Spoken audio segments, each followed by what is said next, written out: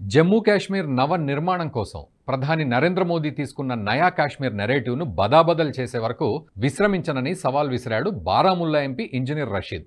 ఉగ్ర కార్యకలాపాలకు సహకరిస్తున్నాడనే ఆరోపణలతో 5 ఏళ్ల క్రితం అరెస్ట్ అయిన రషీద్ మధ్యంతర బెయిల్పై తిహార్ జైలు నుంచి విడుదలైన సందర్భంగా ఈ వ్యాఖ్యలు చేశాడు.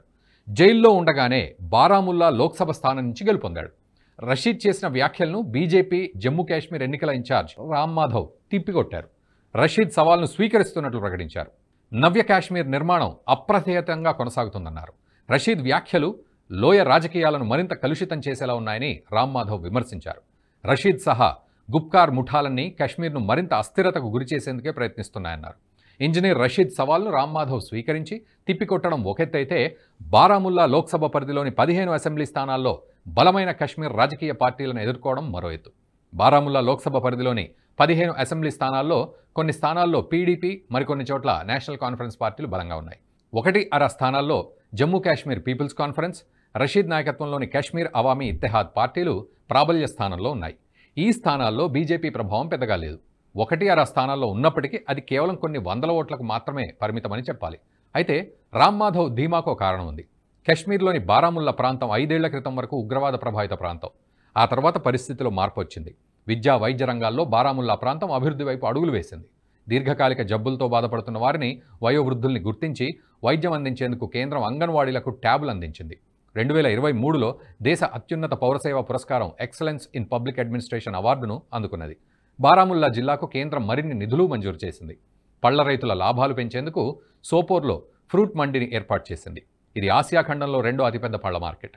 బారాముల్లా ప్రాంతం గురించి చిలువలు పలువలుగా రాసే పత్రికలు కూడా 2019 తర్వాత ఆ ప్రాంతంలో జరిగిన అభివృద్ధిని చూసి అవాక్కైన ఉదంతాలు ఉన్నాయి. వామపక్ష భావజాల ప్రేరణతో పనిచేసే ది ప్రింట్ పత్రిక సైతం బారాముల్లా ప్రాంత అభివృద్ధి గురించి రాయాల్సిన అనివార్యత ఏర్పడింది. బారాముల్లా జిల్లా రాజకీయాల్లో మార్పు మొదలైంది. పీడీపీ ప్రభావిత నియోజకవర్గాల్లో ఆ పార్టీ నేతలు రాజకీయాల నుంచి వైదొలిగారు. ఎన్సీ నేతలు కొంతమంది ఇంజనీర్ రషీద్ పార్టీలో చేరిపోయారు. బారాముల్లా ప్రాంతంలో కశ్మీరీ పార్టీల ప్రభావం తగ్గినప్పటికీ వేర్పాటువాద భావజాల ప్రభావం పూర్తిగా తగ్గలేదు. నేషనల్ కాన్ఫరెన్స్, పీడీపీలకు దీటుగా ఇంజనీర్ రషీద్ కూడా అసెంబ్లీ ఎన్నికల్లో తన పార్టీ తరఫున 34 మంది అభ్యర్థులను బరిలోకి దింపాడు. ఇంజనీర్ రషీద్ మేకపోతు గాంభీర్యంతో ఎన్ని ప్రగల్భాలు పలికినా లోయలో 2 ప్రధాన పార్టీల బలాన్ని కుదించడంలో కీలక పాత్ర పోషిస్తున్నాడని చెప్పాలి. ఇంజనీర్ రషీద్ కారణంగా పీడీపీ, ఎన్సీలు అనేక ప్రయాసలు పడుతున్నాయి.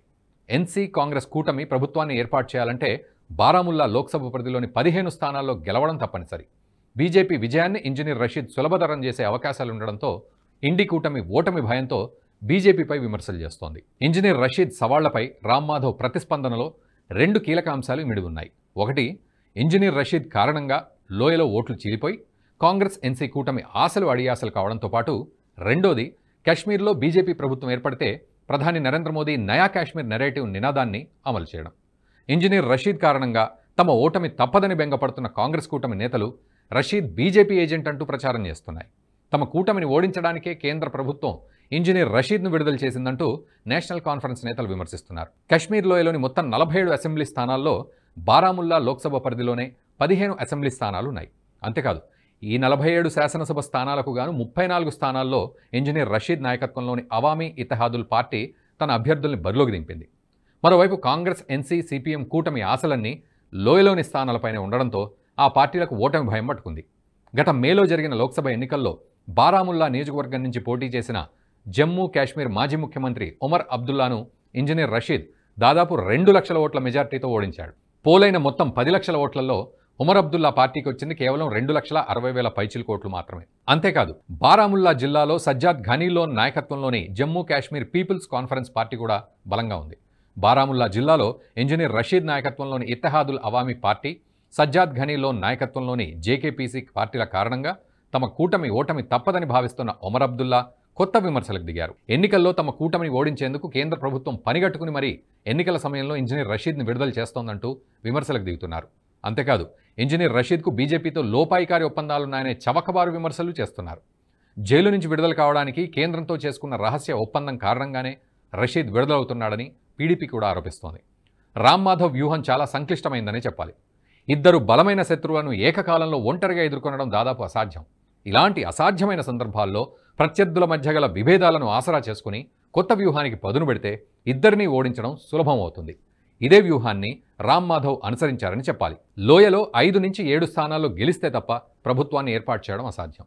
కేవలం లోయలో అవసరమైన స్థానాలు గెలిచినంత మాత్రాన ప్రభుత్వాన్ని ఏర్పాటు చేయడం కుదరదు. ప్రత్యర్థి బలాన్ని సైతం కుదించాలి. అంతేకాదు, నేషనల్ కాన్ఫరెన్స్కు లోయలో మంచి పట్టుంది. పైగా కాంగ్రెస్ సిపిఎంతో చేతులు కలిపింది. జమ్మూలో బీజేపీకి సీట్ల సంఖ్య తగ్గి లోయలో ఎన్సీ కూటమికి ఎక్కువ సీట్లు వస్తే మరోసారి ఒమర్ అబ్దుల్లా చేతికి అధికారం రావడం ఖాయం. ఇలాంటి సందర్భంలో పీడీపీ ఎన్సీలకు బలమైన శత్రువుగా బారాముల్లా సవాల్ విసురుతున్న ఇంజనీర్ రషీద్ రంగంలోకి దిగితే ప్రత్యర్థి ఓటమిని మరో ప్రత్యర్థి సునాయాసం చేయడం తథ్యం. ఈ వ్యూహాన్నే రామ్ మాధవ్ అనుసరించినట్టు తెలుస్తోంది. మొత్తంగా జమ్మూ కాశ్మీర్ ఎన్నికలు సార్వత్రిక ఎన్నికలను తలపిస్తున్నాయి. బీజేపీ అనుసరిస్తున్న వ్యూహం ఎత్తుగడలు ఫలించి బీజేపీ ప్రభుత్వం ఏర్పడితే మాత్రం ఇండి కూటమికి చెంపపెట్టనే చెప్పాలి. ఈ వీడియో మీకు నచ్చినట్టయితే లైక్ చేయండి, 10 మందికి షేర్ చేయండి. అలాగే కామెంట్ల రూపంలో మీ అభిప్రాయాలను మాతో పంచుకోండి. Nationalist hub group of channels ను సబ్స్క్రైబ్ చేసుకుని తెలుగునాట జాతీయవాద జర్నలిజాన్ని ప్రోత్సహించండి. ఈ వీడియో కింద ఉన్న బెల్ ఐకాన్ పై క్లిక్ చేయడం మర్చిపోవద్దు.